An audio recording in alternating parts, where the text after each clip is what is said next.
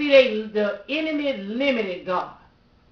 And they felt that God was a God that could fight in the valley.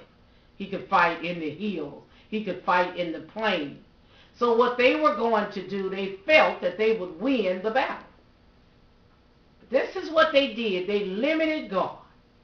God not knowing that God can get victory anywhere that he goes. And that's a word for us today. It doesn't make any difference where we find ourselves and what dilemmas. We need to just look unto the hills from whence cometh our help. We need to realize that we don't put limits on God, because God can deliver us right on time and deliver us from whatever situation that we find ourselves. And in the 29th verse, and they pitched one against the other 7 days. And so it was that in the 7th day the battle was joined, and the children of Israel slew the Syrians and 100,000 footmen in one day. See, the power of God. This is what did it. It was not man. It was the power of God, because God's people, the Israelites, did not put a limit on God. God delivered them from the hands of their enemy. And I want you to know that he will deliver us from the hands of our enemies.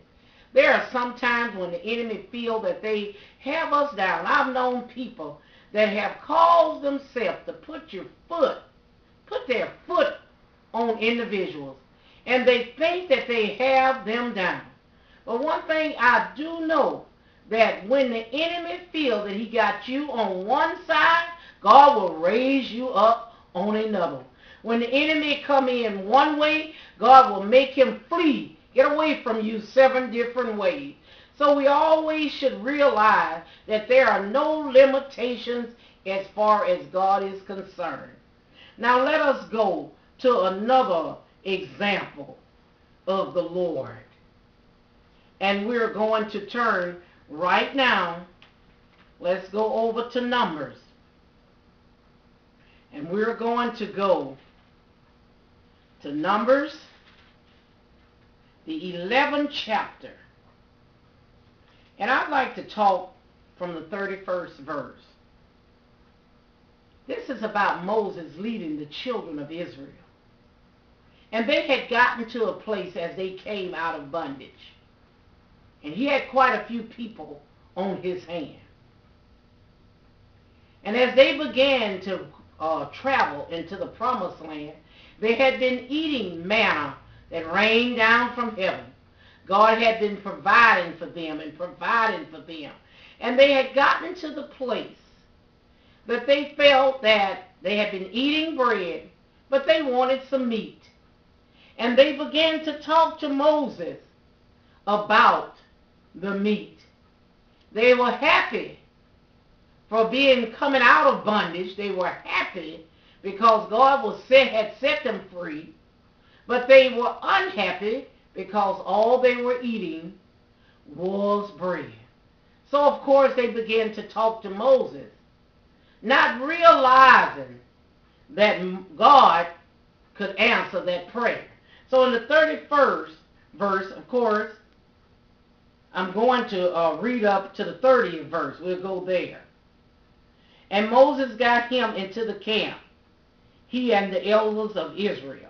And the 31st verse, and there went forth a wind from the Lord, and brought quails from the sea, and let them fall by the camp, as it were a day's journey on this side, and as it were a day's journey on the other side round about the camp, and as it were 2 cubits high upon the face of the earth.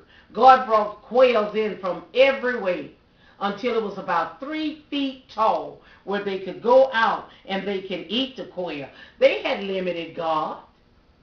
They thought all they were going to eat was just that bread. And we know they had even complained about when they left out of Egypt. Back in Egypt, they had leeks and they had melons and they had all types of vegetables, and not knowing, and fruits of course, not knowing that God could do the same thing as they travel through the wilderness. Sometimes we are in a wilderness situation.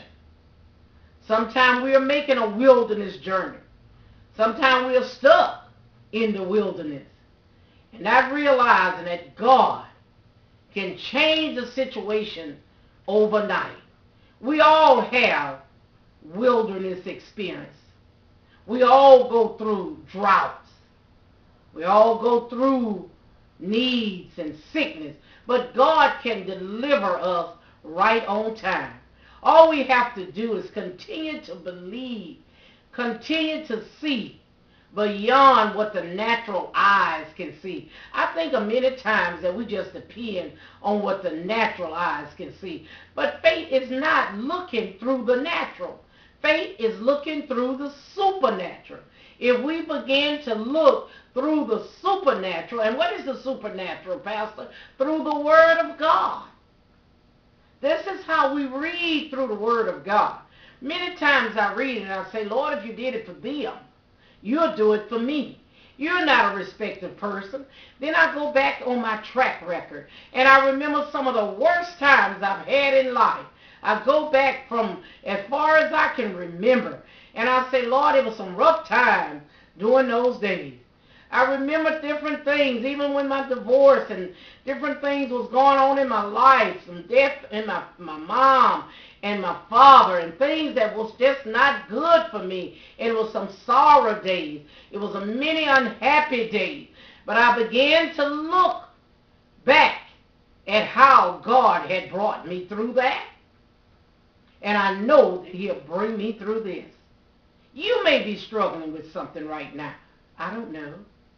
But I do have some advice for you. God can bring you through everything. He's a God that never fails. He will never leave you, nor will he forsake you. He's a God that'll be there. Even when I was telling you about the first king, old King Benadad, they were saying, no, God is limited to fighting in certain areas. But God can fight wherever the fight is needed. He's not a God that's limited. He's only a God that can take us through. Victory is his name. Victory can carry us through.